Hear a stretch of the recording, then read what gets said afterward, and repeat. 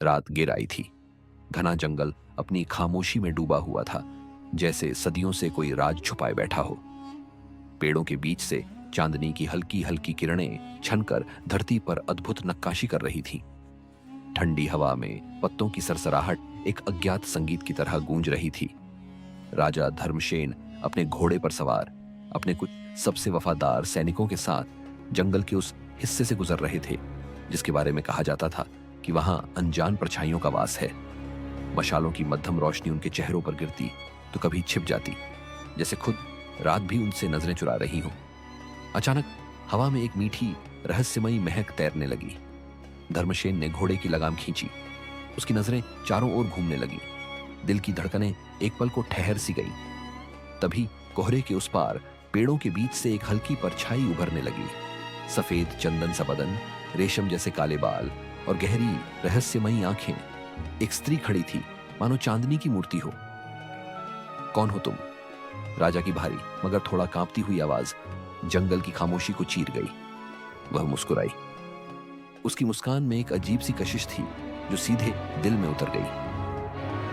मैं चंद्रलेखा हूं, वह धीमे से बोली। उसकी आवाज में जैसे किसी छुपे हुए झरने की कलकल थी।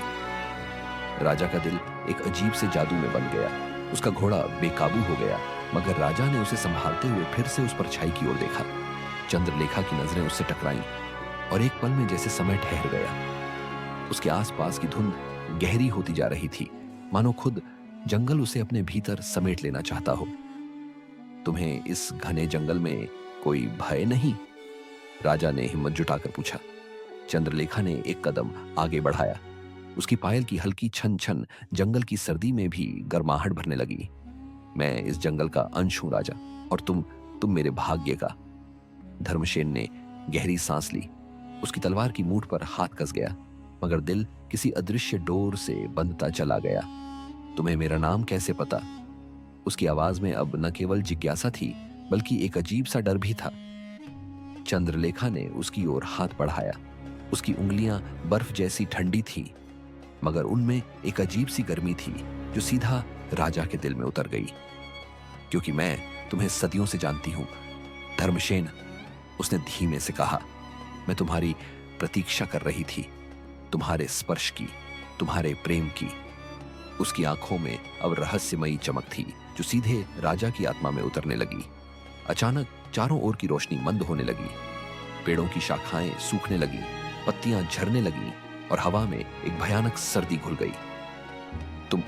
तुम कौन हो? राजा के होंठ कांपे। मैं एक श्रापित आत्मा हूं। चंद्रलेखा की आवाज में अब एक भारीपन था, मानो सदियों का दर्द समेटे हो। मेरा प्रेम मेरा अभिशाप बन गया और अब तुम्हारे स्पर्श से मैं मुक्त होंगी, पर तुम्हें मेरी दुनिया में आना होगा। अचानक चंद्रलेखा का शरीर धुंध में घुलने लगा और राजा धर्मशेन का दिल जोर जोर से धड़कने लगा। उसकी आवाज गूंजने लगी।